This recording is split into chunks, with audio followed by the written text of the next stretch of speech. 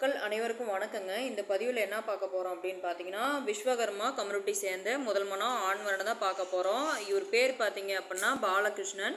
இவர் பிறந்த தேதி அப்படின்னு பார்த்தீங்கன்னா 13ஆம் தேதி ஜூன் மாதம் 1986 பிறந்திருக்காரு. இவர் நட்சத்திரம் அப்படின்னு பார்த்தீங்கன்னா கேட்டை, ராசி அப்படின்னு பார்த்தீங்கன்னா விருச்சகம்.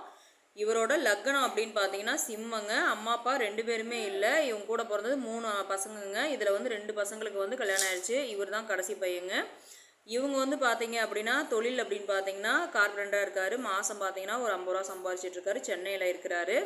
இவர் வந்து பார்த்தீங்க அப்படின்னா ராகுகேசவாலாம் எதுவுமே இல்லைங்க. இவருக்கு வந்து சுத்த ஜாதகம் தான். இவங்க வந்து பார்த்தீங்க அம்மா அப்பா இல்லாதனால கொஞ்சம் பெண்களுக்கு வந்து தடுமாறிட்டு இருந்திருக்கிறாங்க. எப்படின்னு பார்த்தீங்கன்னா நிறையா போய் பார்த்துருக்காங்க. எதுவுமே ஜாதகம் செட் ஆகலை அப்படிங்கிறனால நம்மக்கிட்ட சொன்னாங்க. இன்றைக்கி காலையில் தான் இந்த தகவல் வந்தது.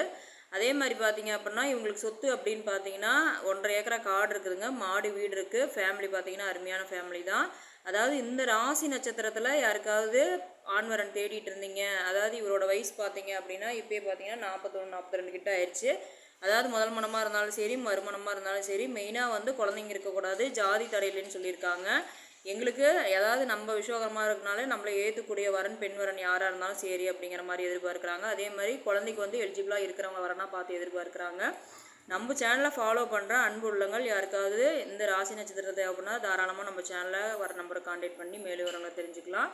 இன்னொரு விஷயம் என்னன்னு கேட்டிங்கன்னா, அவங்க வந்து சீர்வரிசை எதுவுமே கேட்க போகிறது கிடையாது. எங்களுக்கு வந்து நல்ல பெண்ணாக இருந்தால் போதும் அப்படிங்கிற மாதிரி தான் எதிர்பார்க்குறாங்க. இந்த வாய்ப்பு கொடுத்த அன்பு உள்ளங்களுக்கு நன்றி, வணக்கம்.